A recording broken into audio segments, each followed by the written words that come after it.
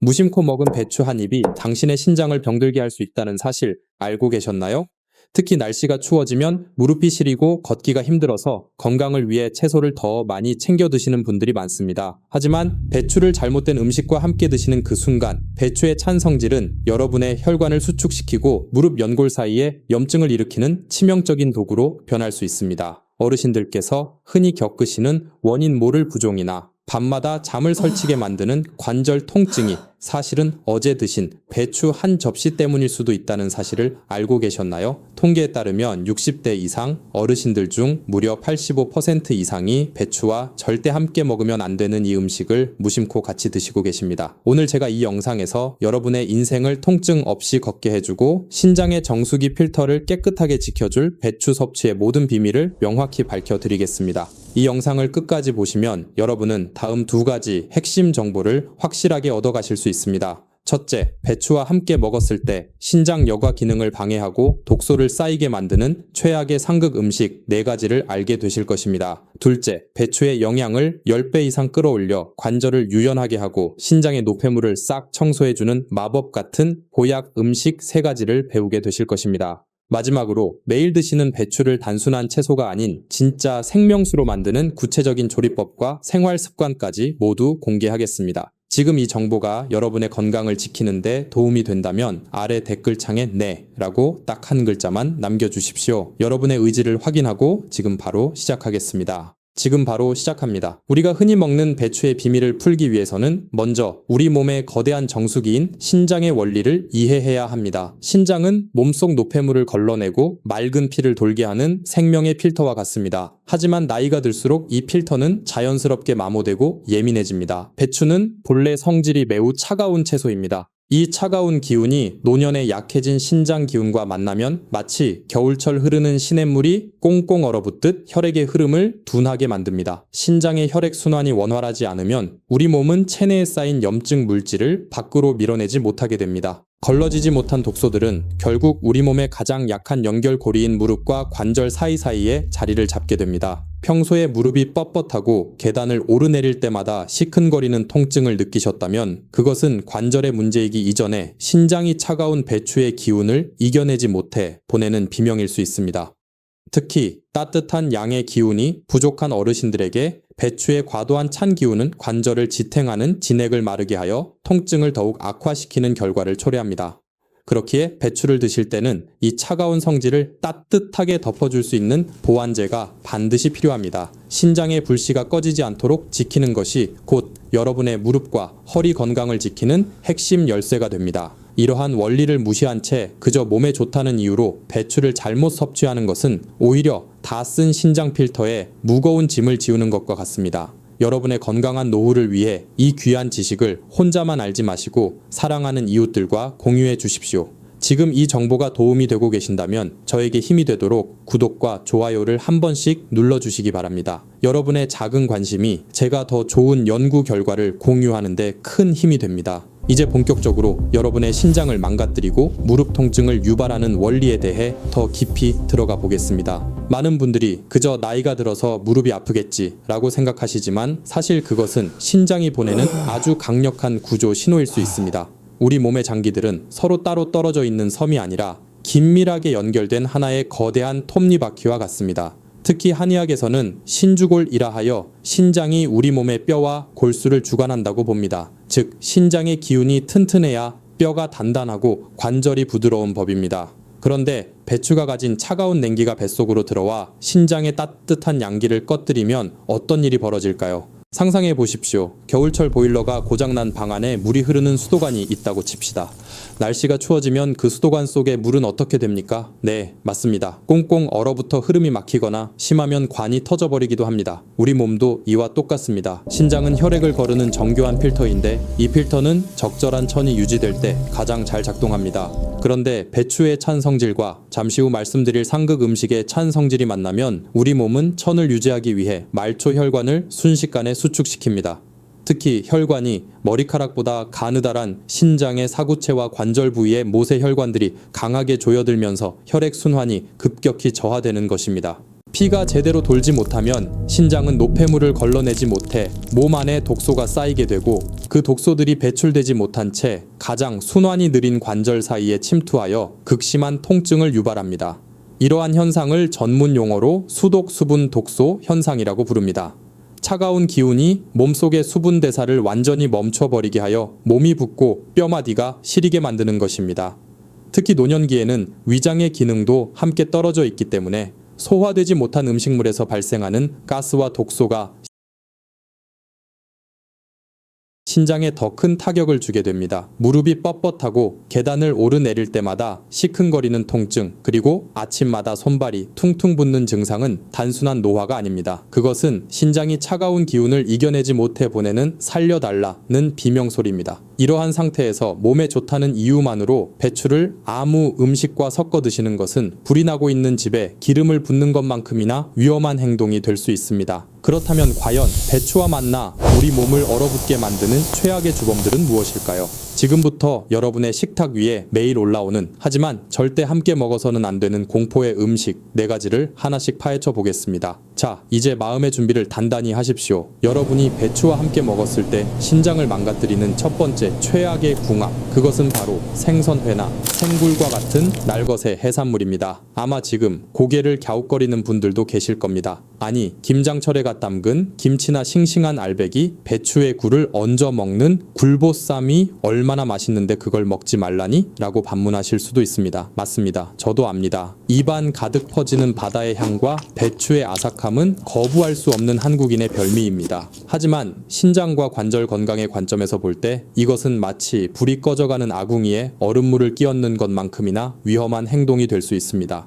앞서 말씀드렸듯이 배추는 그 자체로도 성질이 매우 차가운 채소입니다. 그런데 여기에 바다의 찬 기운을 그대로 머금고 있는 생해산물이 더해지면 어떻게 될까요? 우리 몸은 감당하기 힘든 급격한 냉기에 노출됩니다. 젊을 때는 위장의 불기운이 강해서 이 냉기를 녹여낼 수 있지만 60대가 넘어가면 사정이 완전히 달라집니다. 제가 상담했던 환자분 중에 경기도에 거주하시던 72세 김모 어르신의 사례를 아주 구체적으로 말씀드리겠습니다. 평소에 산행도 즐기시고 누구보다 건강을 자신하시던 김 어르신께서는 겨울철만 되면 싱싱한 알배기, 배추에 초장을 찍은 생굴을 곁들여 드시는 것을 인생의 큰 낙으로 삼으셨습니다. 특히 굴은 바다의 우유라 하여 기력을 보충해준다는 믿음이 강하셨기에 가족들이 말려도 매일 저녁 반주와 함께 굴보쌈을 즐기셨습니다. 하지만 김 어르신이 간과하신 사실은 노년의 신장은 이미 젊은 시절보다 따뜻한 양기가 많이 부족해진 상태라는 것이었습니다. 차가운 배추와 차가운 생굴이 뱃속에서 만나자 우리 몸의 위장은 소화를 시키기 위해 남아있던 모든 에너지를 억지로 끌어다 쓰게 되었습니다. 그러던 어느 날 밤이었습니다. 평소보다 조금 많은 양의 굴보쌈을 드신 후 갑작스러운 오한과 함께 손가락 마디마디가 붓고 뻣뻣해지는 증상이 찾아왔습니다. 처음에는 그저 산행 후에 찬바람을 쐬어 생긴 단순한 몸살인 줄 알고 뜨거운 아랫목에서 땀을 내보려 하셨지만 통증은 시간이 갈수록 점점 심해졌습니다. 새벽이 되자 손가락뿐만 아니라 무릎과 발목까지 송곳으로 찌르는 듯한 통증이 퍼져나갔고 급기야 다음날 아침에는 소변량이 눈에 띄게 줄어들며 얼굴과 손발이 퉁퉁 붓기 시작했습니다. 가족들의 부축을 받아 병원을 찾았을 때 검사 결과는 매우 충격적이었습니다. 신장의 역과 기능을 나타내는 수치는 평소보다 절반 가까이 떨어져 있었고 관절 부위에는 급성 염증 소견이 보였습니다. 의학적으로 분석해보면 원인은 바로 배추와 생해산물이 만들어낸 냉기 폭탄이었습니다. 우리 몸은 천을 유지하기 위해 본능적으로 말초, 혈관을 수축시키는데 배추와 굴에 강력한 찬 성질이 들어오자 신장의 미세 혈관들이 과도하게 쪼그라든 것입니다. 혈관이 좁아지니 피가 통하지 않고 피가 통하지 않으니 독소가 빠져나가지 못해 그 독이 관절로 역류한 것입니다. 다행히 김 어르신께서는 입원 후 집중치료를 받고 식습관을 완전히 바꾸신 덕분에 회복하셨습니다. 퇴원 후에는 배추를 드실 때 반드시 따뜻한 성질의 마늘이나 고추를 듬뿍 넣거나 살짝 데쳐 드시는 습관을 들이셨고 해산물 또한 반드시 찌거나 익혀 드시기 시작했습니다. 그제야 비로소 밤마다 괴롭히던 무릎 통증에서 완전히 해방될 수 있었습니다. 여러분, 입에서는 달콤하고 고소한 별미일지 몰라도 여러분의 보이지 않는 장기들은 차가운 냉기에 얼어붙어 비명을 지르고 있을지도 모릅니다. 신장은 한번 망가지면 되돌리기가 무척 어렵고 관절 통증은 노년의 삶의 질을 송두리째 앗아갑니다. 그러므로 아무리 싱싱해 보이는 굴이나 회라도 배추와 함께 날 것으로 드시는 것은 가급적 피하시길 간곡히 권해드립니다. 자, 여기서 잠시 멈추겠습니다. 방금 들으신 김 어르신의 이야기가 남의 일 같지 않으시다면 지금 당장 스스로에게 약속하셔야 합니다. 나는 맛있는 독을 먹지 않겠다 라고 말이죠. 이 결심을 잊지 않도록 아래 댓글창에 독이라고 한 글자만 남겨주십시오. 여러분이 남겨주신 그 한 글자가 유혹의 순간에 여러분의 손을 멈추게 하는 강력한 브레이크가 될 것입니다. 아마 많은 분들이 의아해 하실 겁니다. 나이가 들면 뼈가 약해지니 칼슘을 보충해야 한다 는 생각에 매일 아침 우유 한 잔을 챙겨 드시거나 식사 후에 입가심으로 요거트를 드시는 어르신들이 정말 많습니다. 특히 건강을 생각하신다고 배추 샐러드에 요거트 드레싱을 뿌려 드시거나 매운 김치나 겉절이를 드신 후 속을 달래겠다며 우유를 벌컥벌컥 드시는 경우도 흔히 볼 수 있습니다. 하지만 이 평범해 보이는 조합이 여러분의 몸속에서 조용히 돌을 만들고 뼈를 갉아먹는 무서운 결과를 초래할 수 있다는 사실을 알고 계십니까? 배추에는 섬유질이 매우 풍부하게 들어 있습니다. 이 섬유질은 장 청소에 좋지만 우유 속에 들어있는 카세인이라는 단백질과 만나면 우리 몸속에서 아주 고약한 화학 반응이 일어납니다. 카세인 단백질은 위산과 만나면 응고되는 성질이 있는데 여기에 배추의 거친 섬유질이 엉겨 붙으면 마치 시멘트처럼 단단한 덩어리를 형성하게 됩니다.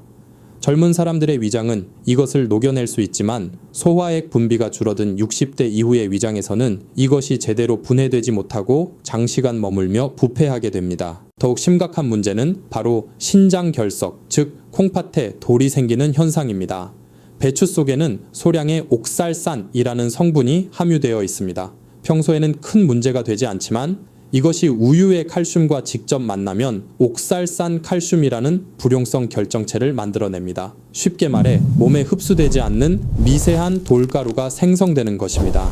이 결정체는 혈액을 타고 돌다가 우리 몸의 소중한 정수기 필터인 신장의 미세 혈관에 박히게 됩니다. 이것이 바로 신장결석을 유발하는 주된 원인이 됩니다. 신장에 돌이 생기면 그 통증은 산통에 비유될 정도로 끔찍할 뿐만 아니라 날카로운 결정체가 신장 점막을 긁어내어 역과 기능을 급격히 떨어뜨립니다. 제 환자분들 중에 서울에 사시는 68살 정모 어르신의 사례가 있습니다. 이분은 피부 미용과 골다공증 예방을 위해 매일 아침 배추를 잘게 썰어 직접 만든 수제 요거트를 듬뿍 뿌려 드셨습니다. 몸에 좋은 채소와 몸에 좋은 우유가 만났으니 금상첨화겠지라고 생각하셨던 것입니다. 하지만 섭취한 지 1년이 지나자 원인 모를 옆구리 통증과 소화불량으로 고생하시게 되었고 병원 검사 결과 신장에 다발성 결석이 발견되었습니다. 더욱 충격적인 것은 뼈 건강을 위해 그렇게 열심히 우유를 드셨음에도 불구하고 골밀도 수치는 오히려 더 떨어져 있었다는 점입니다. 왜 이런 모순적인 일이 벌어졌을까요? 우리 몸은 혈액 속의 칼슘 농도가 일정하게 유지되어야 합니다. 그런데 우유와 배추의 잘못된 만남으로 인해 칼슘이 흡수되지 못하고 오히려 소화 과정에서 발생한 독소를 처리하느라 신장이 과부하가 걸리자 우리 몸은 부족한 에너지를 채우기 위해 뼈에서 칼슘을 빼내어 쓰기 시작한 것입니다. 뼈를 튼튼하게 하려고 우유를 마셨는데 결과적으로는 뼈를 점점 더 비우게 만들어 골다공증을 가속화하게 된 것입니다. 또한 우유는 그 자체로 유당불내증을 겪는 한국 어르신들에게 뱃속에 가스를 차게 만듭니다. 배추의 풍부한 식이섬유가 우유와 만나 장내 머무는 시간이 길어지면 부패가스가 다량 발생하게 됩니다. 이 가스는 장벽을 통해 혈액으로 흡수되어 신장에 다시 한번 큰 부담을 줍니다. 신장은 혈액 속에 독소를 걸러야 하는데 장에서 올라온 가스 독소까지 처리하느라 쉴 틈 없이 혹사당하는 것입니다. 가스로 인해 복압이 높아지면 하체로 내려가는 혈류가 방해받게 되고 이는 곧 무릎 관절로 가는 영양 공급을 차단하여 염증을 더욱 키우게 됩니다. 여러분, 이제부터는 우유나 요거트, 치즈와 같은 유제품을 배추와 함께 드시는 것은 절대 피하셔야 합니다. 입에서는 부드럽고 고소할지 모르지만 여러분의 신장 필터는 미세한 돌가루에 상처 입고 뼈는 구멍이 뚫리고 있을지 모릅니다. 신장 건강과 뼈 건강을 한꺼번에 잃고 싶지 않으시다면 이 무서운 조합을 반드시 기억하고 멀리 하십시오. 식사 후 우유 한 잔의 여유보다는 따뜻한 물 한 잔으로 신장을 달래주는 지혜가 필요합니다. 건강을 위해 선택한 음식이 오히려 독이 되지 않도록 오늘 알려드린 이 두 번째 비밀을 가슴 깊이 새기시길 바랍니다. 우유와 해산물의 위험성을 넘어 이제는 우리가 부엌에서 가장 흔하게 저지르는 실수인 세 번째와 네 번째 최악의 궁합에 대해 아주 상세하게 말씀드리겠습니다. 바로 오이와 과도한 소금기입니다. 많은 분들께서 아삭한 식감을 살리기 위해 배추 겉절이를 만드실 때 오이를 썰어 넣거나 입맛을 돋우기 위해 간을 아주 짭짤하게 맞추시곤 합니다. 하지만 이 조합은 여러분의 무릎 연골을 재생하는 핵심 영양소를 파괴하고 소중한 신장을 퉁퉁 붓게 만드는 아주 위험한 만남입니다. 먼저 오이입니다. 배추에는 무릎 관절의 염증을 억제하고 연골의 재생을 돕는 비타민C, C가 매우 풍부하게 들어있습니다. 그런데 오이를 써는 순간 아스코르비나아제라는 효소가 활성화되는데 이 효소는 배추 속의 귀한 비타민C를 만나자마자 빛의 속도로 파괴해버립니다. 뼈 건강을 위해 배추를 드신다고 하지만 오이와 함께 먹는 순간 여러분은 그저 영양가 없는 빈 껍데기만 드시는 셈이 됩니다. 비타민C가 부족해진 신체는 관절 사이의 결합 조직과 콜라겐을 제대로 복구하지 못해 결국 걸을 때마다 뼈가 맞부딪히는 듯한 날카로운 통증을 유발하게 됩니다. 게다가 오이의 찬 성질 또한 배추의 냉기와 만나 우리 몸의 기혈 순환을 방해하여 관절의 경직을 초래할 수 있으니 각별히 주의하셔야 합니다. 특히 위장이 약한 분들이 오이와 배추를 생으로 같이 드시면 속이 더부룩해지고 가스가 차면서 신진대사가 급격히 떨어지게 됩니다. 더욱 무서운 것은 네 번째 궁합인 과도한 소금기, 즉 나트륨입니다.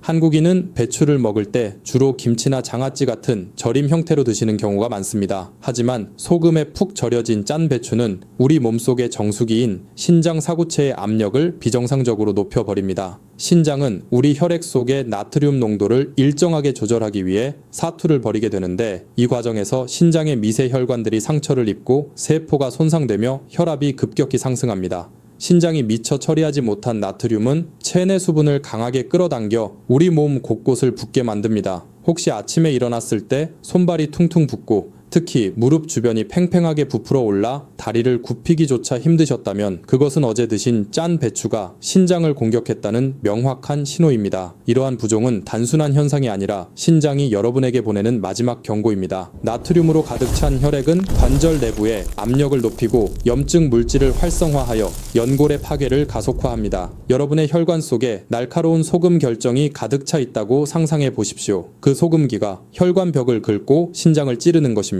뼈를 지키고 신장을 살리고 싶다면 배추를 드실 때 반드시 저염식을 실천하고 소금 대신 천연 조미료를 사용하는 지혜가 필요합니다. 특히 노년기에는 갈증을 느끼는 중추가 무뎌져서 몸에 나트륨이 쌓여도 물을 충분히 마시지 않게 되는데 이는 신장 독소를 더욱 응축시키는 결과를 낳습니다. 배추의 비타민이 파괴되지 않도록 오이와는 거리를 두시고 소금의 양을 절반 이하로 줄여야만 배추가 비로소 여러분의 몸을 살리는 보약이 됩니다. 자, 지금까지 알려드린 이 4가지 독이 되는 음식들을 오늘부터 식탁에서 치우겠다고 저와 약속하시겠습니까? 여러분의 굳은 결심을 확인하고 싶습니다. 지금 바로 아래 댓글창에 꼭 이라고 딱 한 글자만 남겨주십시오. 나는 내 몸을 위해 나쁜 습관을 꼭 버리겠다는 그 다짐이 여러분의 신장을 다시 젊게 만들 것입니다. 독이 되는 상극 음식을 피해 이제는 진정한 생명의 길로 접어들 시간입니다. 앞서 말씀드린 4가지 위험한 음식들이 여러분의 신장 정수기를 고장내고 무릎을 깎아먹는 차가운 칼바람이었다면 지금부터 소개해드릴 첫 번째 보약 음식인 두부와 된장은 그 상처를 보듬고 다시 새살이 돋게 하는 따뜻한 봄 햇살과 같습니다.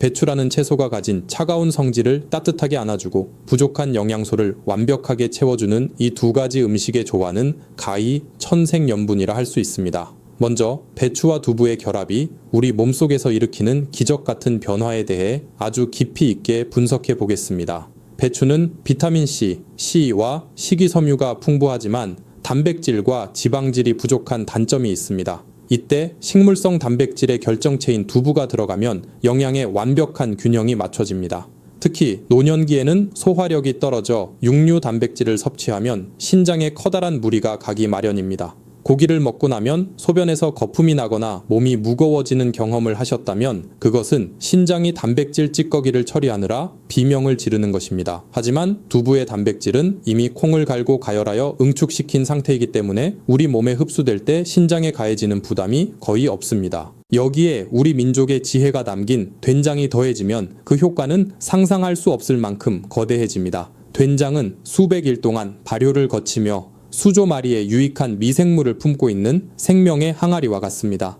배추의 찬 기운은 위장과 신장을 차갑게 식히지만 된장의 깊은 온기는 우리 몸에 뿌리인 하초를 따뜻하게 데워줍니다. 단, 여기서 중요한 점은 신장을 위해 반드시 저염 된장이나 슴슴하게 끓인 국물을 드셔야 한다는 것입니다. 짠맛은 줄이고 콩의 영양은 그대로 섭취할 때 된장은 배추의 차가운 독성을 중화시키는 최고의 해독제가 됩니다. 강원도 홍천의 산골마을에서 평생 농사를 지으시던 84살 박모 어르신의 감동적인 이야기를 들려드리고 싶습니다. 박 어르신께서는 수십 년간 쪼그려 앉아 일하시느라 무릎 연골이 다 닳아버려 지팡이 없이는 마당조차 나가지 못하셨습니다. 설상가상으로 신장 수치까지 나빠져 얼굴과 손발이 항상 퉁퉁 부어있는 고통스러운 나날을 보내셨습니다. 그러던 중 박 어르신께서는 매일 아침 저녁으로 텃밭에서 갓 딴 배추를 슴슴한 된장 국물에 넣고 두부를 두툼하게 썰어 넣어 푹 끓여 드시기 시작했습니다. 처음 한 달은 몸이 조금 가벼워지는 정도였지만 석 달이 지나자 놀라운 변화가 나타났습니다. 아침마다 괴롭히던 부종이 씻은 듯이 사라졌고 계단을 오를 때마다 나던 무릎에 비명소리가 잦아들었습니다. 6개월이 지난 후 박 어르신께서는 지팡이를 내려놓고 마을 회관까지 제 발로 걸어가시는 기적을 보여주셨습니다. 이것은 단순히 배를 채우는 음식이 아니라 배추의 비타민과 두부의 단백질 그리고 된장의 발효균이 삼위일체가 되어 무너진 신장 사구체를 재건하고 관절의 윤활유를 채워주었기에 가능한 일이었습니다. 여러분, 비싼 영양제보다 우리 콩으로 만든 두부와 된장이 진짜 보약이라는 사실 이제 아시겠죠? 이 소중한 해결책을 잊지 않기 위해 그리고 콩의 기운을 받아 신장이 튼튼해지기를 바라는 마음으로 아래 댓글창에 콩이라고 딱 한 글자만 남겨주십시오. 여러분이 심은 그 콩이라는 글자 하나가 건강의 싹을 틔울 것입니다. 된장과 두부의 깊은 맛으로 신장을 달래주었다면 이제는 여러분의 부실해진 뼈를 강철처럼 단단하게 채워주고 마모된 연골을 다시 재생시켜줄 두 번째와 세 번째 기적의 보약 음식을 소개해드릴 시간입니다. 바로 바다의 정수를 머금은 건새우와 우리 식탁의 수호신인 생강, 마늘, 들깨입니다. 노년기에 접어들면 아무리 좋은 칼슘제를 챙겨 드셔도 신장에 무리가 가서 제대로 흡수하지 못하는 경우가 많습니다.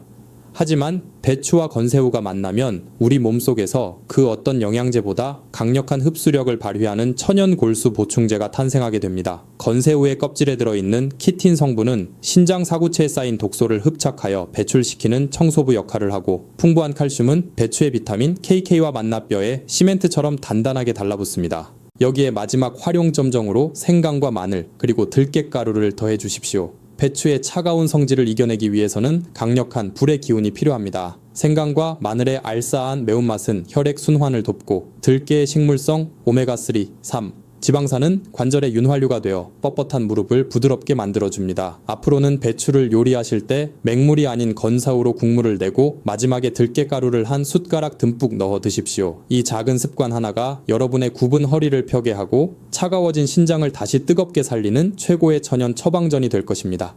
사랑하는 어르신 그리고 구독자 여러분, 긴 시간 동안 우리는 흔한 배추 한 포기에 담긴 생명과 치유의 깊은 이치를 함께 나누어 보았습니다. 결국 건강의 비결은 멀리 있는 산삼이나 비싼 약에 있는 것이 아닙니다. 오늘 우리가 배운 것처럼 차가운 성질은 따뜻하게 감싸고 부족한 영양은 서로 채워주는 조화와 균형, 이 바로 우리 몸을 살리는 유일한 열쇠입니다. 여러분의 신장은 지난 수십 년간 불평 한마디 없이 여러분의 피를 맑게 걸러온 고마운 일꾼입니다. 이제는 그 지친 일꾼에게 차가운 얼음물 같은 상극 음식 대신 따뜻한 온기가 담긴 보약 밥상을 대접해 주십시오. 여러분이 정성을 다해 차린 한 끼의 식사가 낡아가는 신장 필터를 다시 뛰게 하고 시린 무릎을 춤추게 할 것입니다. 나이가 드는 것은 낡아가는 것이 아니라 붉은 단풍처럼 아름답게 익어가는 과정이라고만 했습니다. 지혜로운 식습관으로 가꾸어낸 여러분의 노년은 그 어떤 보석보다 찬란하게 빛날 것입니다. 저의 이 작은 목소리가 여러분의 건강한 인생 여정에 든든한 지팡이가 되고 어두운 밤길을 비추는 따뜻한 등불이 되었기를 진심으로 기도합니다. 마지막으로 오늘 이 영상을 통해 건강한 100세 인생을 누리겠다는 여러분의 간절한 염원을 담아 댓글창에 숫자 100을 의미하는 100이라고 딱 한 글자만 남겨주십시오. 여러분이 남겨주신 그 글자처럼 100세까지 팔팔하고 건강하게 사시기를 제가 마음을 다해 응원하겠습니다. 주변에 무릎이 시리거나 신장이 약해 고생하는 소중한 인연이 있다면 이 영상을 꼭 공유해 주십시오. 선한 나눔은 반드시 더 큰 복이 되어 여러분에게 돌아올 것입니다. 다음 영상에서도 여러분의 신장을 다시 젊게 만들고 뼈를 강철처럼 튼튼하게 만들어줄 더 놀랍고 신비로운 건강 비법들을 가득 안고 돌아오겠습니다. 여러분의 가정에 늘 평안과 건강이 깃들기를 소망합니다. 고맙습니다. 건강하십시오. 그리고 진심으로 사랑합니다.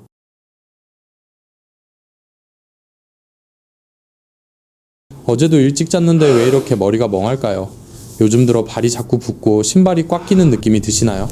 이것은 단순한 노화가 아닙니다.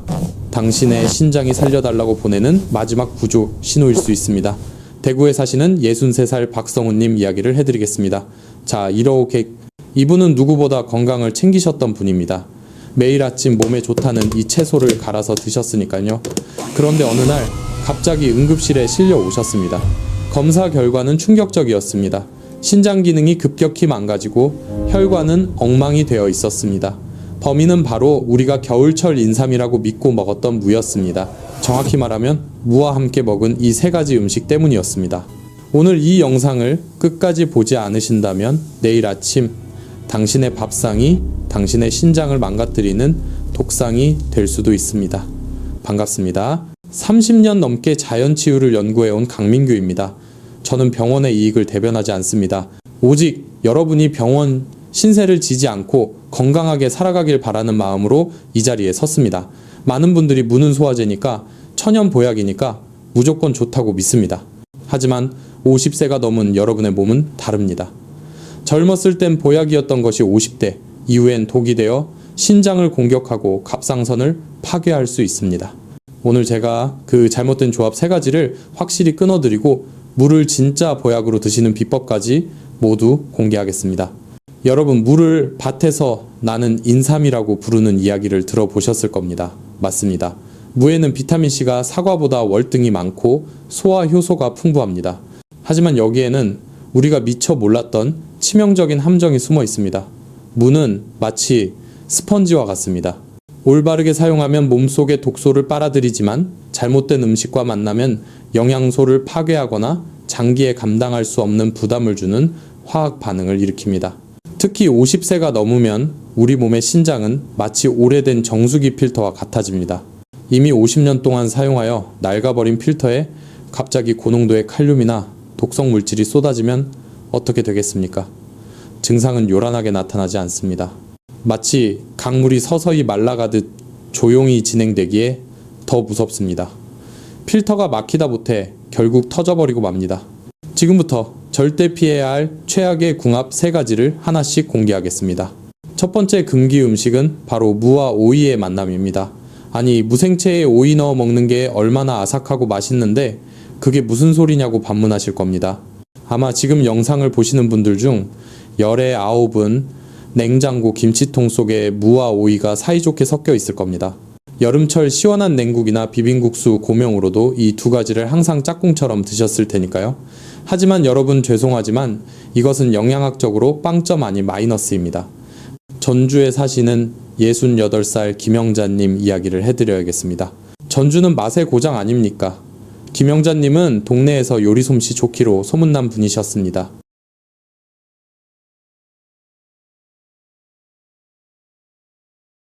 특히 여름이면 텃밭에서 갓 따온 오이와 물을 섞어 새콤달콤한 무침을 한 통 가득 만들어 두시고 끼니마다 드셨습니다. 본인은 그걸 여름 보약이라고 부르며 자식들에게도 싸주곤 하셨습니다. 그런데 이상하게도 김영자님은 1년 내내 감기를 달고 사셨습니다. 조금만 무리해도 입안이 헐고 피곤해서 며칠씩 알아누우셨습니다. 물도 많이 드시고 채소도 많이 드시는데 도대체 왜 면역력이 바닥인지 이해할 수가 없다고 하셨습니다. 제가 식단을 살펴보니 범인은 바로 오이 속에 들어있는 아스코르비나아제라는 효소였습니다. 무와 오이를 썰어서 섞는 순간 이 효소가 나오는데 이것이 무의 핵심 영양소인 비타민C를 송두리째 파괴해버립니다. 마치 가위로 비타민C를 잘게 조각내서 없애버리는 것과 같습니다. 우리가 물을 먹는 가장 큰 이유는 노화를 막고 면역력을 지켜주는 비타민C 때문인데 오이와 섞는 순간 그 귀한 영양소가 물거품처럼 사라지는 겁니다. 김영자님은 결국 영양가 없는 빈 껍데기만 열심히 드신 꼴이 된 겁니다. 특히 50세 이후에는 우리 몸의 산화 스트레스를 줄이고 혈관을 튼튼하게 유지하기 위해 비타민C가 절실히 필요합니다. 그런데 이런 사소한 조리법 하나가 스스로를 지켜주는 방패를 제 손으로 없애버린 것과 같습니다. 제가 김영자님께 두 가지를 따로 드시게 식습관을 바꿔드렸더니 몇 달 뒤 거짓말처럼 잔병 치레가 줄어들고 얼굴색이 맑아지셨습니다. 그래도 나는 죽어도 같이 먹어야겠다 싶으시면 방법이 없는 건 아닙니다. 오이를 식초에 먼저 버무리거나 살짝 데쳐서 이 효소를 없애야 합니다. 식초의 산성이 효소의 활동을 막아주기 때문입니다. 하지만 귀찮으시다면 그냥 따로 드십시오. 그게 남는 장사입니다. 무 하나를 드시더라도 내 몸에 약이 되게 드셔야지 독이 되게 드셔서는 안 됩니다. 사소해 보이는 이 습관 하나가 지난 수십 년간 여러분의 면역력을 갉아먹고 있었다는 사실을 이제는 깨달으셔야 합니다.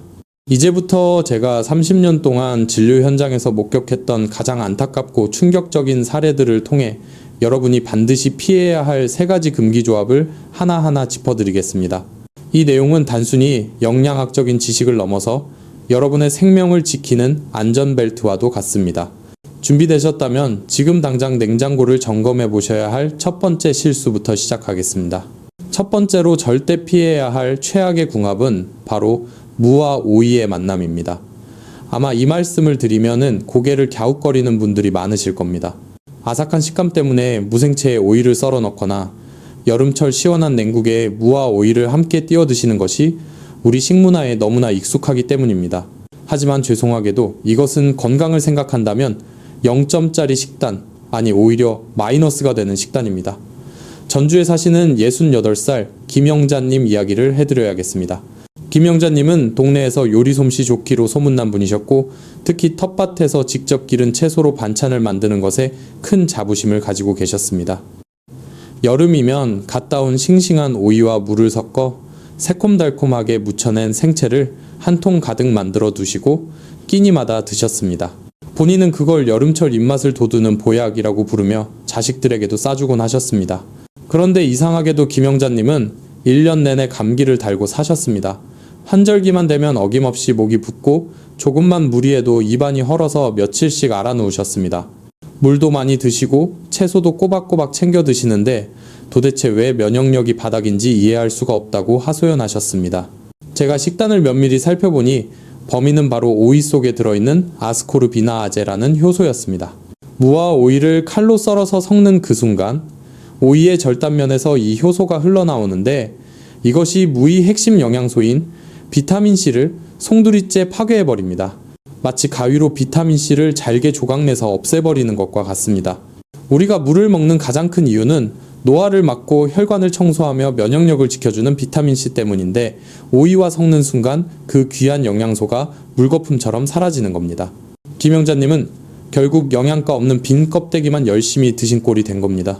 특히 50세 이후에는 우리 몸의 산화 스트레스를 줄이고 늙어가는 세포를 보호하기 위해 비타민C가 절실히 필요합니다. 그런데 이런 사소한 조리법 하나가 스스로를 지켜주는 방패를 제 손으로 없애버린 것과 같습니다. 제가 김영자님께 두 가지를 철저히 분리해서 드시도록 식습관을 바꿔드렸더니 몇 달 뒤 거짓말처럼 잔병 치레가 줄어들고 얼굴색이 맑아지셨습니다. 그래도 나는 식감 때문에 죽어도 같이 먹어야겠다 싶으시면 방법이 없는 건 아닙니다. 오이를 식초에 먼저 버무리거나 끓는 물에 살짝 데쳐서 이 효소를 없애야 합니다. 식초의 산성이 아스코르비나아제 효소의 활동을 막아주기 때문입니다. 하지만 그 과정이 번거로우시다면 그냥 따로 드십시오. 그게 남는 장사입니다. 무 하나를 드시더라도 내 몸에 약이 되게 드셔야지 독이 되게 드셔서는 안 됩니다. 사소해 보이는 이 습관 하나가 지난 수십 년간 여러분의 면역력을 갉아먹고 있었다는 사실을 이제는 깨달으셔야 합니다. 두 번째 금기 음식은 바로 생무입니다. 특히 갑상선이 약하거나 갱년기를 겪고 계신 여성분들에게 생무는 약이 아니라 독이 될 수 있습니다. 서울 강남에 사시는 54세 이미경님 이야기를 해드리겠습니다. 이미경님은 평소 건강과 미용에 관심이 아주 많으셨습니다. 갱년기가 찾아오면서 나이살이 불어나는 게 걱정되어 다이어트를 결심하셨고, 주변 지인으로부터 물을 생으로 먹으면 해독작용이 뛰어나고 살이 잘 빠진다는 이야기를 들으셨습니다.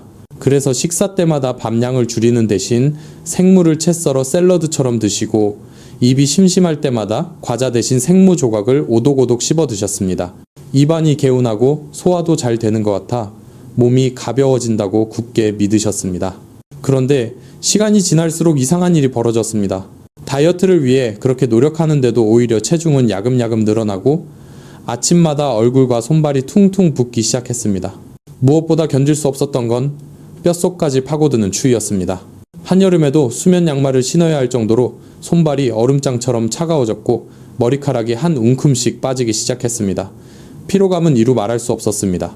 아침에 눈을 뜨는 게 고역이었고 하루 종일 물에 젖은 솜처럼 몸이 천근만근 무거웠습니다.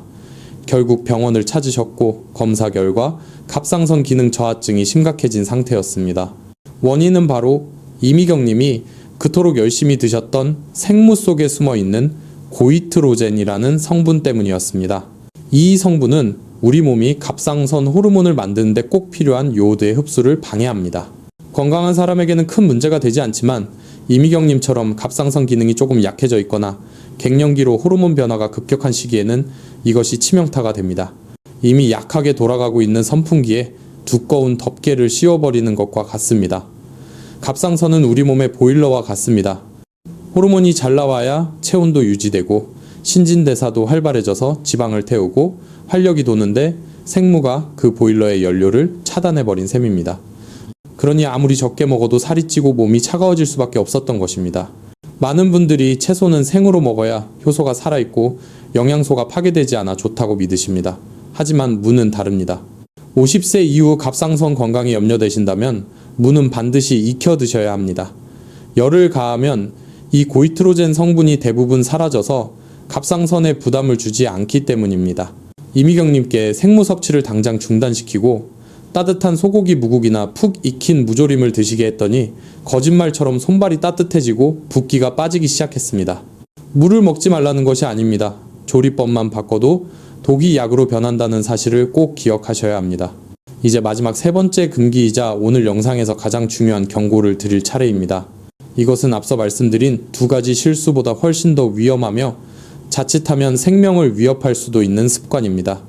바로 아침 공복에 마시는 생무즙입니다. 대구에 사시는 63살 박성훈님의 사례가 바로 이 경우입니다. 박성훈님은 전형적인 한국의 아버지상으로 평소 건강에 대한 자부심이 대단하셨습니다. 약보다는 음식으로 몸을 다스려야 한다는 신념이 있으셨고 어디선가 아침에 일어나자마자 생물을 갈아 마시면 위장이 청소되고 피가 맑아진다는 민간요법을 듣게 되셨습니다. 그날부터 매일 아침 눈을 뜨자마자 차가운 생물을 강판에 갈아 즙을 내어 한 잔씩 쭉 들이키셨습니다. 맵고 아린 맛이 빈속을 훑고 내려가면 그게 바로 해독이 되는 느낌이라며 아주 만족해 하셨습니다. 처음 며칠은 속이 좀 쓰린가 싶었지만 명현 현상이려니 하고 계속 드셨습니다. 하지만 3주쯤 지났을 때였습니다. 아침에 여느 때처럼 무즙을 드시고 텔레비전을 보시는데 갑자기 가슴이 쿵 하고 내려앉는 느낌이 들었습니다. 단순히 체했나 싶어 손을 따보려 했지만 심장은 미친 듯이 불규칙하게 뛰기 시작했고 눈앞이 캄캄해지면서 식은땀이 비오듯 쏟아졌습니다. 극심한 어지러움과 함께 다리에 힘이 풀려 그 자리에 주저앉으셨고 놀란 가족들이 119에 신고해 응급실로 실려가셨습니다. 병원 도착 당시 박성훈님의 심장은 금방이라도 멈출 듯 위험한 부정맥 상태였습니다. 혈액검사 결과 칼륨 수치가 정상 범위를 훨씬 넘어서 있었습니다. 고칼륨 혈증에 의한 심장 쇼크가 온 것이었습니다. 범인은 바로 매일 아침 빈속에 마신 그 고농축 생무즙이었습니다. 여러분, 무에는 칼륨이 아주 풍부하게 들어있습니다. 칼륨은 나트륨을 배출하고 혈압을 조절하는 좋은 미네랄이지만 이것은 어디까지나 신장이 건강할 때의 이야기입니다. 50세, 60세가 넘어가면 우리의 신장은 젊을 때만큼 칼륨을 빠릿빠릿하게 걸러내지 못합니다. 걸음망이 헐거워지고 기능이 떨어진 상태입니다. 그런데 빈속에 그것도 액체 형태로 고농도의 칼륨이 갑자기 쏟아져 들어오면 신장은 과부하가 걸려 패닉 상태에 빠집니다. 처리하지 못한 칼륨은 혈액 속에 그대로 쌓이게 되고 혈중 칼륨 농도가 급격히 올라가면 심장 근육이 마비되거나 불규칙하게 뛰는 부정맥이 발생합니다. 심하면 심정지까지 올 수 있는 아주 응급한 상황입니다. 박성우님은 본인의 신장 기능이 나이에 비해 조금 떨어져 있다는 사실을 건강검진표에서 보고도 대수롭지 않게 넘기셨던 것이 화근이었습니다. 게다가 무는 본래 성질이 매우 차갑습니다. 밤새 쉬고 있던 빈 위장에 차가운 성질의 즙이 들어오면 위장은 깜짝 놀라 수축하게 되고 소화 기능은 급격히 떨어집니다. 위장이 차가워지면 전신의 체온이 떨어지고 면역력까지 곤두박질 치게 됩니다. 박성우님은 중환자실에서 며칠을 보내시고 나서야 겨우 회복하셨습니다. 퇴원하시면서 제 손을 잡고 말씀하셨습니다. 선생님, 몸에 좋다는 건 다 챙겨 먹었는데 그게 저를 죽일 뻔했군요. 무서워서 이제 무는 쳐다보기도 싫습니다. 저는 박성우님께 말씀드렸습니다. 무가 잘못한 게 아닙니다. 무는 죄가 없습니다. 다만 약해진 신장과 위장 상태를 고려하지 않고 너무 강한 방식으로 드신 것이 문제입니다. 신장 기능이 걱정되신다면 물을 드실 때 반드시 물에 담가 칼륨을 어느 정도 빼낸 뒤 푹 익혀서 드셔야 합니다. 그리고 절대 빈속에는 드시지 마십시오. 식사 후에 따뜻하게 조리된 형태로 드신다면 무는 여전히 박성우님의 혈관을 지켜줄 든든한 지원군이 될 수 있습니다. 여러분, 우리가 몸에 좋다고 믿는 음식들도 내 몸 상태와 맞지 않으면 가장 치명적인 독이 될 수 있습니다. 특히 나이가 들수록 유행하는 건강법을 무작정 따라하기보다는 내 장기가 그것을 감당할 수 있는지 먼저 생각해 보셔야 합니다. 오늘 말씀드린 이 세 가지 금기, 즉 무와 오이를 섞어 먹는 것, 갑상선이 약할 때 생물을 먹는 것, 그리고 신장이 약할 때 공복에 생무즙을 마시는 것, 이 세 가지만 피하셔도 여러분은 물을 통해 얻을 수 있는 건강상의 이점을 안전하게 누리실 수 있습니다. 여기까지 영상을 보신 여러분은 이미 상위 10%의 건강 지식을 갖추신 겁니다. 무와 오이를 섞지 않고 갑상선이 약하면 익혀 먹고 빈속에 즙을 피한다. 이 세 가지만 지켜도 여러분의 신장과 위장이 망가질 확률을 절반으로 줄일 수 있습니다. 하지만 여러분, 여기서 끝이 아닙니다. 물을 진짜 산삼처럼 만드는 최고의 짝꿍은 따로 있습니다. 그리고 많은 분들이 무조건 몸에 좋다고 믿고 드시는 꿀조차도 잘못 섞으면 뱃속에서 돌덩이 같은 위석을 만든다는 충격적인 사실을 알고 계셨나요? 지금부터는 무의 효능을 1000% 끌어올리는 기적의 조리법과 우리가 몰랐던 꿀의 위험한 비밀까지 낱낱이 파헤쳐 드리겠습니다. 절대 놓치지 마십시오. 잠깐만요. 물을 진짜 보약으로 만드는 비법을 말씀드리기 전에 반드시 짚고 넘어가야 할 분들이 있습니다. 만약 지금부터 말씀드리는 두 가지 경우에 해당하신다면 앞서 말씀드린 금기사항을 넘어서 물을 드시는 방법 자체를 완전히 바꾸셔야 합니다. 자칫하면 건강을 위해 먹은 무가 응급실행 티켓이 될 수 있기 때문입니다. 첫 번째로 가장 주의하셔야 할 분들은 만성 콩팥병 환자분들입니다. 병원에서 칼륨 수치가 높다는 이야기를 들으셨거나 신장 기능이 정상의 30% 이하로 떨어지신 분들은 무가 시한폭탄이 될 수 있습니다. 앞서 생무즙이 위험하다고 말씀드렸지만 사실 이분들은 익힌 무라 할지라도 조심하셔야 합니다. 무에는 100g당 227mg 정도의 칼륨이 들어있습니다. 건강한 사람에게는 혈압을 낮추는 고마운 성분이지만 신장 기능이 떨어진 분들에게는 배출되지 않고 혈액 속에 쌓이는 독극물과 같습니다. 그렇다고 물을 아예 끊어야 할까요? 아닙니다. 안전하게 드시는 방법이 있습니다. 칼륨은 수용성 물질입니다. 물에 잘 녹아 나온다는 뜻입니다. 물을 요리하시기 전에 얇게 썰어서 미지근한 물에 최소 2시간 이상 담가 두십시오. 그러면 칼륨의 30%에서 50%가 물로 빠져나옵니다. 그 후 그 물은 반드시 버리시고 건더기만 건져서 한 번 더 끓는 물에 데치십시오. 이렇게 이중으로 칼륨을 빼낸 뒤에 조리해 드시면 신장에 주는 부담을 확연히 줄일 수 있습니다. 귀찮으시더라도 이 과정 하나가 여러분의 콩팥을 지키는 생명선이라는 사실을 잊지 마십시오. 두 번째로 주의하셔야 할 분들은 평소 손발이 차고 소화가 잘 안 되며 찬물만 마셔도 배가 아프신 분들, 즉 위장이 냉하고 약한 분들입니다. 무는 본래 성질이 서늘합니다. 한의학에서는 이를 두고 하기작용, 즉 기운을 아래로 내리는 성질이 강하다고 합니다. 위장이 튼튼하고 열이 많은 사람에게는 소화를 돕고 가슴이 답답한 것을 뚫어주는 천연 소화제가 되지만 속이 냉한 분들이 생물을 드시면 위장이 마치 얼음장처럼 굳어버릴 수 있습니다. 이런 분들이 물을 드실 때 속이 더부룩하고 가스가 차거나 묽은 변을 보신다면 그것은 무가 맞지 않는 것이 아니라 무의 차가운 성질을 중화시키지 못했기 때문입니다. 해결책은 아주 간단합니다. 물을 드실 때 반드시 생강을 곁들이십시오. 생강의 따뜻한 성질이 무의 차가운 기운을 감싸 안아 위장을 보호해줍니다. 무국을 끓이실 때 생강 한 톨을 편 썰어 넣거나 무나물을 볶을 때 생강즙을 조금만 넣어 보십시오. 맛에 풍미가 살아날 뿐만 아니라 배가 살살 아프던 증상이 싹 사라질 것입니다. 자, 이제 가장 위험한 고비는 넘겼습니다. 이제부터는 진짜 반전이 기다리고 있습니다. 물을 단순히 반찬으로만 드셨나요? 지금부터 공개할 이 조합은 물을 폐와 기관지를 살리는 최고의 천연 치료제로 바꿔놓습니다.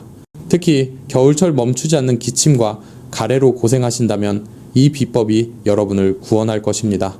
하지만 여기서도 방심은 금물입니다. 꿀이 좋다고 해서 아무거나 섞으셨다간 오히려 위석을 만들어 병원 신세를 질 수도 있습니다. 무와 꿀, 그리고 배가 만났을 때 일어나는 놀라운 기적과 우리가 몰랐던 꿀의 충격적인 배신까지 지금 바로 공개합니다. 그렇다면 도대체 물을 어떻게 먹어야 진짜 산삼보다 귀한 보약이 될까요? 정답은 바로 꿀과 배를 함께 사용하는 것입니다. 하지만 여기서 잠깐 꿀이 무조건 좋다는 생각부터 버리셔야 합니다. 제가 진료실에서 만난 수원에 사시는 63살 여성분의 이야기를 들려드리겠습니다. 이분은 폐 건강을 지키겠다며 매일 아침 따뜻한 두유에 꿀을 듬뿍 타서 드셨습니다. 겉보기엔 건강식처럼 보입니다. 하지만 결과는 참혹했습니다. 드실수록 속이 더부룩하고 가스가 차더니 급기야 심장이 두근거리고 밤에 잠을 못 이루는 증상까지 나타났습니다. 원인은 바로 콩과 꿀의 최악의 궁합 때문이었습니다. 콩의 식물성 단백질이 꿀의 유기산과 만나면 침전물을 만들어 소화를 방해합니다. 젊을 때는 위장 운동이 활발해 큰 문제가 없지만 50대 이후 소화력이 떨어진 상태에서는 이것이 독소가 되어 장을 괴롭히는 것입니다. 이분께 두유에 꿀 타먹는 습관을 당장 멈추게 했더니 일주일 만에 속이 편안해지셨습니다. 이뿐만이 아닙니다. 가을철 즐겨 드시는 곶감과 꿀의 조합도 위험천만합니다. 감 속의 타닌 성분이 꿀의 철분과 결합하면 탄산 처리되어 체내 흡수를 방해하고 심할 경우 위장 속에서 돌처럼 굳어버리는 위석을 만들 수 있습니다. 젊을 땐 그냥 배가 좀 아프고 말지만 나이가 들면 장폐색까지 올 수 있는 무서운 조합입니다. 또한 양파즙이 몸에 좋다고 꿀을 타드시는 분들도 계신데 이 역시 뱃속에서 급격한 가스를 만들어 복통을 유발할 수 있으니 피하셔야 합니다. 그렇다면 도대체 꿀은 무엇과 먹어야 할까요? 정답은 바로 무와 배입니다. 이 세 가지의 만남은 그야말로 폐를 씻어내는 천연세제이자 죽어가는 기관지를 살리는 명약입니다. 한국의 겨울은 춥고 건조해서 50세가 넘으면 마른 기침이 멈추지 않고 가래가 목에 딱 달라붙어 떨어지지 않는 경우가 많습니다. 이때 무와 배를 잘게 썰어 꿀에 재워두십시오. 며칠 뒤 우러나온 맑은 청을 따뜻한 물에 타서 드셔보십시오. 배는 폐에 열을 식히고 촉촉하게 적셔주며 무는 끈적한 가래를 사겨 배출시키고 꿀은 염증난 기관지 점막을 코팅해줍니다. 실제 제 환자분들 중 겨울만 되면은 기침 때문에 잠을 설치시던 분들이 이무배 꿀차를 드시고 기침이 뚝 떨어지는 경험을 수도 없이 하셨습니다. 약으로도 잘 잡히지 않던 노인성 기침에 이보다 더 좋은 처방은 없다고 자신합니다. 하지만 여기서 마지막 주의사항이 있습니다. 아무리 좋은 꿀이라도 결국은 당분입니다. 혈당 관리가 필요한 분들이나 당뇨 전 단계에 계신 분들은 섭취 시기를 조심하셔야 합니다. 공복에 드시는 꿀은 혈당 스파이크를 일으켜 혈관을 망가뜨리는 지름길입니다. 반드시 식사를 하시고 난 뒤 따뜻한 물에 티스푼으로 딱 한 스푼만 타서 드십시오. 이렇게 드시면 혈당 걱정 없이 꿀의 항산화 성분과 무의 해독 효과를 온전히 누리실 수 있습니다. 이제 여러분은 물을 독이 아닌 약으로 드시는 모든 비법을 알게 되셨습니다. 하지만 이것을 알고만 있는 것과 실천하는 것은 천지 차이입니다. 오늘 배운 내용을 한눈에 보기 쉽게 정리해 드릴 테니 냉장고 문에 붙여두시고 매일 확인하십시오. 자, 이제 오늘 배운 핵심 내용을 머릿속에 확실히 각인시켜 드리겠습니다. 복잡하게 생각하실 것 없습니다. 딱 세 가지만 기억하십시오. 첫째, 무와 오이는 절대로 섞지 마십시오. 함께 먹는 순간 무의 비타민C는 사라집니다. 둘째, 갑상선이 약하시다면 생무는 피하고 반드시 익혀 드십시오. 셋째, 신장이 걱정되신다면 아침 공복에 생무즙은 독약과 같습니다. 절대 드시지 마십시오. 대신물을 드실 때는 푹 익히거나 배와 꿀을 곁들여 따뜻한 차로 드십시오. 이것이 50세 이후 여러분의 몸을 살리는 무섭취의 황금률입니다. 이 원칙만 지키셔도 여러분의 식탁은 병을 부르는 밥상이 아니라 몸을 살리는 치유의 밥상이 될 것입니다. 오늘 말씀드린 이 내용들을 잊지 마시고 꼭 실천하셔서 100세까지 건강하고 활기찬 삶을 누리시길 바랍니다. 오늘 제가 드린 이 정보는 여러분 혼자만 알고 계시기엔 너무나 중요하고 시급한 이야기입니다. 지금 이 순간에도 여러분의 사랑하는 가족이나 친구분들은 몸에 좋다며 무와 오이를 섞어 드시거나 아침 공복에 생무즙을 드시고 계실지도 모릅니다. 그분들이 나중에 병원 침대에 누워 후회하지 않도록 지금 바로 공유 버튼을 눌러 이 영상을 보내주십시오. 아침에 무즙 먹지 마라, 무생채에 오이 넣지 마라. 이 짧은 한마디가 누군가의 망가져가는 신장을 살리고 평생의 건강을 지키는 생명의 동아줄이 될 수 있습니다. 진정한 건강은 나 혼자 챙기는 것이 아니라 내 주변 사람들과 함께 지켜나갈 때 더욱 단단해지는 법입니다. 혹시 평소에 즐겨 드시는 무 요리가 있으신가요? 댓글로 남겨주시면 제가 꼼꼼히 읽어보고 혹시라도 건강에 해가 되는 부분은 없는지 다음 영상에서 시원하게 풀어드리겠습니다.